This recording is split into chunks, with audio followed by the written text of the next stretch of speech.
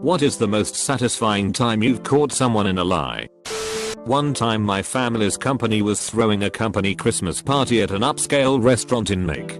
We were in a private room upstairs, but it wasn't like there was security or anything like that, so anyone could and eventually did come upstairs to mooch. Anyway, I'm there with several members of my family having a good time, enjoying some food and drinks, and getting to know people in the company. I'm sitting at a table with several employees I had just met, and two of my cousins who worked with them, when two guys come up to our table and introduce themselves. They were professionally dressed, were quite friendly. They start asking people what they do, flirting with several of the girls at the table, and trying to act pretty alpha. They asked me what I did, which was graphic design at the time, and kinda laughed at my career choice.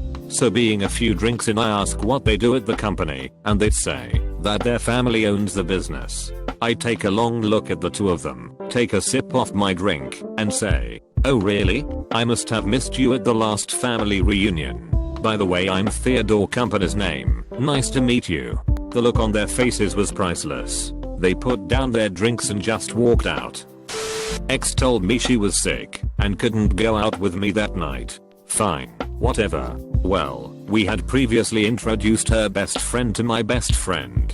For some reason, her best friend was mad at her that night and called me to tell me my GF was cheating on me with a guy named Mike. She even told me what street he lived on. So I drive down this street looking for her very unique, personalized license plate car, but don't see it. As I'm driving away, I notice there's an alley behind the houses. Sure enough, there's her car. I go back to the front door and knock. Some dude answers, and I say, "Is Mike here?"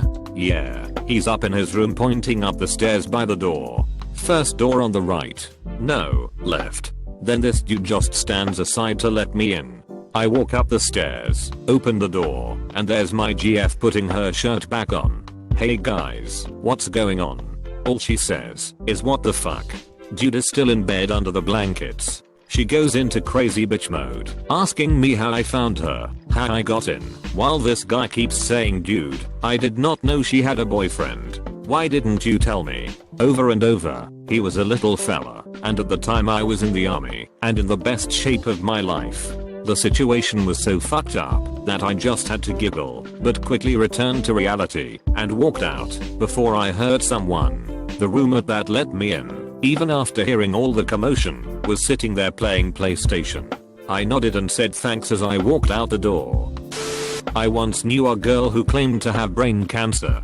She was always using it to get sympathy from others, and her BF and free things, while at the same time drinking and doing drugs. She would go to a party, do lines of cocaine and drink all night, and the next day complain on Facebook that her chemo was making her really sick that day. She would always use the chemo excuse to mooch pot off of people as well.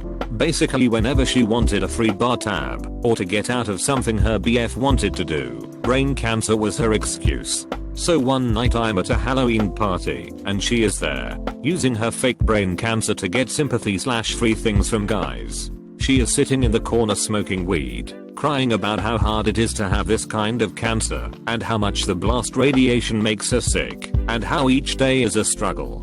Anyway, she gets up to walk to the bathroom, and in her high, drunken state trips and falls. Immediately a bunch of guys and her BF rush to her aid. Sorry, a side effect of the radiation is loss of balance.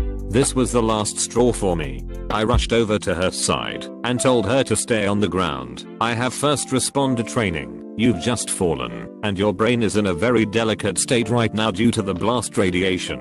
Do I have your permission to help you?" "Yes, please help me. I feel funny," she lies, loving the attention she is getting from the entire party. I point to her BF, "Call 911. We need an ambulance here now." Explain to them that she is undergoing blast radiation for brain cancer. She has taken a hard fall and could have suffered a head injury. At this point she starts to panic. "Why are you calling 911? Don't do that. Here, let me call my personal doctor instead. Don't call 911. I calmly tell her BF and the group of bystanders, our mutual friends, that she really should go to the ER.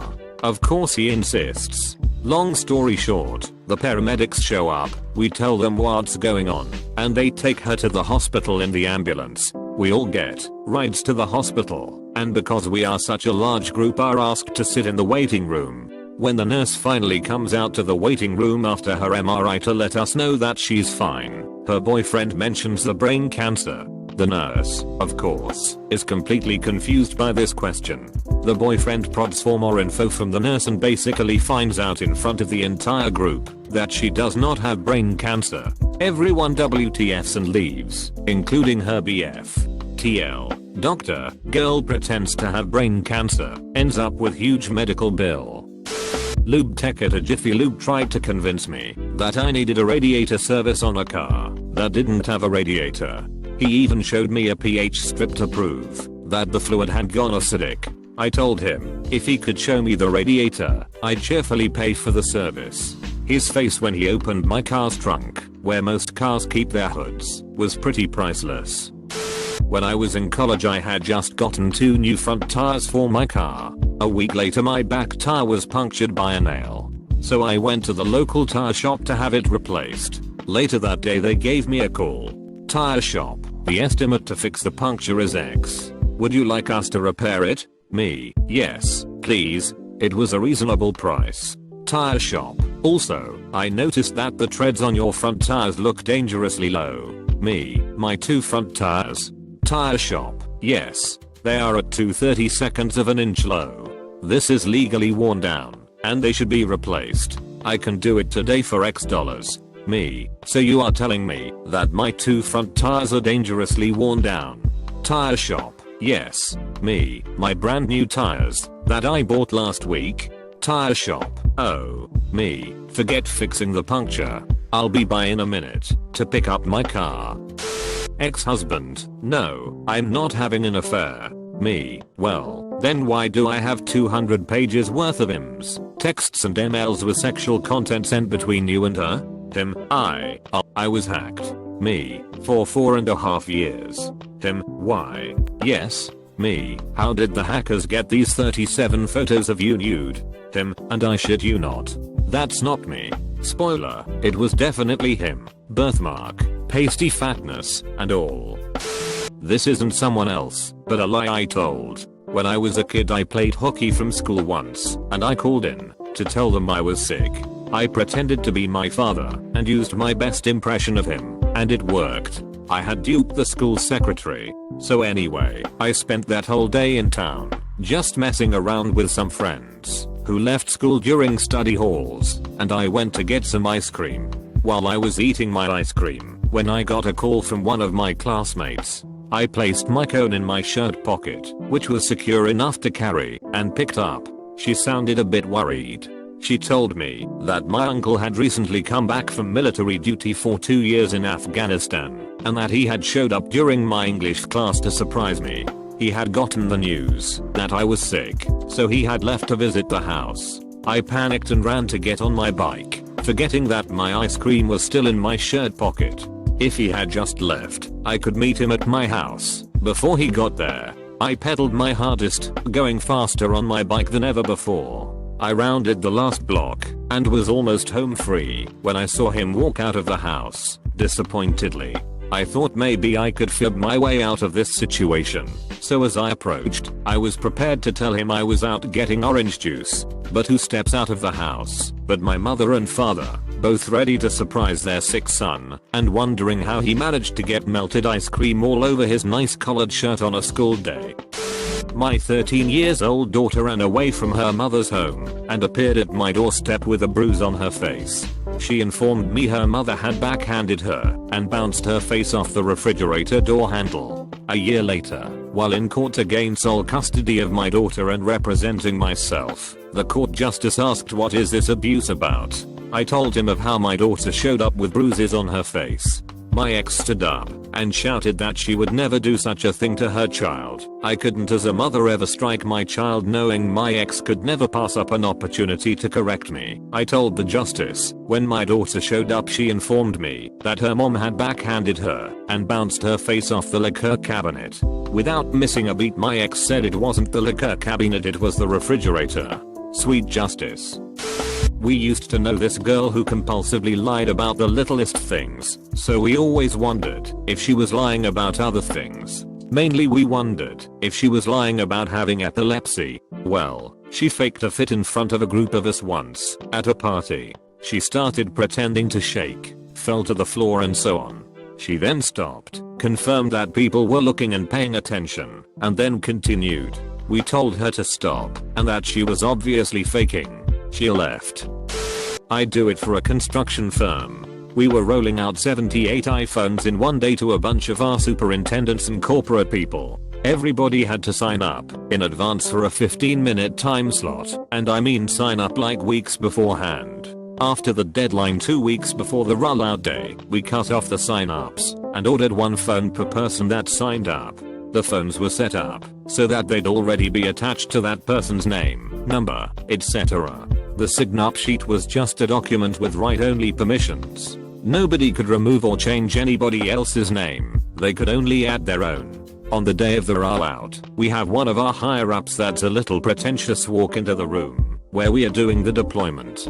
There are lines and lines of people. He strolls in, claps his hands together, and says, "Alright, who's got my iPhone? Well, we don't have one for you. You didn't sign up.